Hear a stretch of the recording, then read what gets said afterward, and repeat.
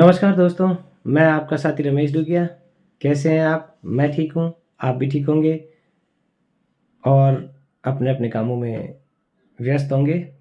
गर्मी आ रही है साथियों, तो थोड़ा गर्मी का भी ध्यान रखें। सर्दी की रुत चली गई है, गर्मी आ रही है, होली आने वाली है, तो मैं आप सभी को होली के राम-राम भी बोल देता हूँ एडवांस में ही। तो चलिए साथियों, चलते हैं एक छोटी-सी लघु कहानी की तरफ। किसी पुराने ज़माने में एक बहेलिया था। बहेलिया समझते हो ना आप? छोटे-छोटे पक्षियों का शिकार करने वाला शिकारी बहेलिया था। उसका काम था चिड़ियों का शिकार करना, उन्हें मारकर बेचना या खाना। एक दिन वो जंगल में गया। उसने उसके हथियार थे, एक चद्दर बिछाकर वो अपने तरीके से उनको पकड़ता था पक्षियों को। एक दिन वो जंगल में गया तो उसने बरगद के नीचे अपना शिकार पकड़ने का सामान जमाया और छुप कर बैठ गया। तो उसके उस दिन कोई भी जाल में नहीं फंसा था।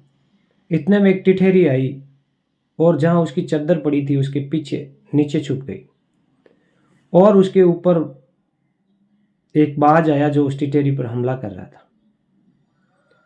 उस बहेलिये को उस टाइम दया आ गई और उसने बाज को मार भगाया और जब बाज चला गया तो टिटहरी निकल कर वहाँ से चली गई।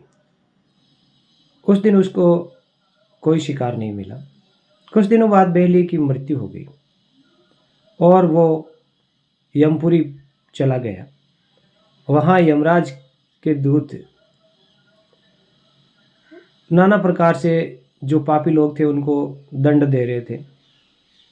कहीं तेल के कड़ाव जल रहे थे, कहीं अग्नि जल रही थी, कहीं कुछ कोड़े लग रहे थे, कहीं कुछ, उनको भिन्न-भिन्न प्रकार के कठोर दंड दिए जा रहे थे। इतने में वो बहेलिये के सामने हजारों चिड़ियाँ आ गई और उस पर चोंच से हमला करने लगी कि इसने हमें बिना गलती, बिना कसूर के हमसे हमारा जीवन छीन लिया, हम इसकी आंखें फोड़ देंगे, और उस पे हमला करने लगी। तभी वो छोटी सी टिटहरी आई कि रुको रुको रुको। यमराज के सामने पेश हुए कि इसे छोड़ दीजिए। वो टिटहरी कह रही है इसे छोड़ दीजिए। बाकी की चिड़िया कह रही है नहीं, इसे मारने दीजिए, इसकी आंखें फोड़ने दीजिए। यमराज भी परेशान हो गए कि किसकी सुने। तो चिड़ियों ने कहा हमारा कोई कसूर नहीं था, फिर भी इसने हमें मारा अपने स्वाद के लालच के लिए। लेकिन टिटहरी कह रही है कि इसने मेरी जान बचाई, दया की। तो यमराज ने सोच समझकर निर्णय लिया कि टिटहरी की जान बचाकर इसने जो पुण्य किया है उसके लिए इसे 1 साल का जीवन दान दिया जाए, और उसे वापस भेज दिया। उधर घरवाले उसका अंतिम संस्कार कर रहे थे। उसके डेड बॉडी को, मृत शरीर को चिता पे लिटाया हुआ था कि इतने में उसके प्राण वापस आ गए और वो उठ बैठा।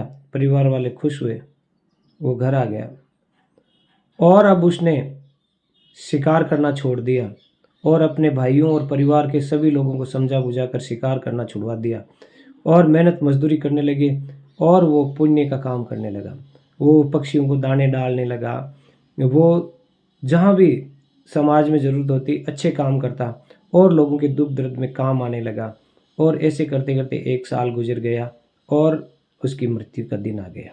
उसकी मृत्यु हो गई तो उसने 1 साल में इतना दान पुण्य और पुण्य किया, पुण्य कार्य किए कि उसको लेने के लिए भगवान का रथ आया। तो साथियों, एक पुण्य ने उसकी जान बचा दी, उसे नरक से स्वर्ग में भेज दिया। इसलिए दया से बड़ा कुछ नहीं है। आप प्राणी मात्र के प्रति दया रखिए, निश्चित तौर से भगवान आपका सहयोग करेंगे और आप भी उस बेली की तरह नरक से स्वर्ग में जा सकते हैं। इसलिए प्राणी मात्र के प्रति दया भाव रखें, मन में दया रखें। और यदि आपसे किसी का सहयोग नहीं हो रहा है, अच्छा नहीं हो रहा है, तो कम से कम बुरा तो मत कीजिए। यही दुनिया के लिए परोपकार है कि आप अपने कार्य से किसी दूसरे के कार्यों में विघ्न नहीं डाल रहे हैं, बाधा नहीं पहुंचा रहे हैं, तो वो भी एक प्रकार से आपका पुण्य कर्म है। हाँ, आप किसी की सहायता नहीं कर सकते, कोई बात नहीं, लेकिन उसके विघ्न तो ना डालें, उसके रास्ते में कठिनाइयाँ खड़ी ना करें। आप किसी को आगे बढ़ने में सहयोग नहीं कर सकते, लेकिन उसकी टाँग खिंचाई ना करें, उसका सहयोग करें। निश्चित तौर से आपका ये कार्य भी समाज के लिए बहुत अनुकरणीय होगा और एक प्रेरणादायक होगा और समाज को आगे बढ़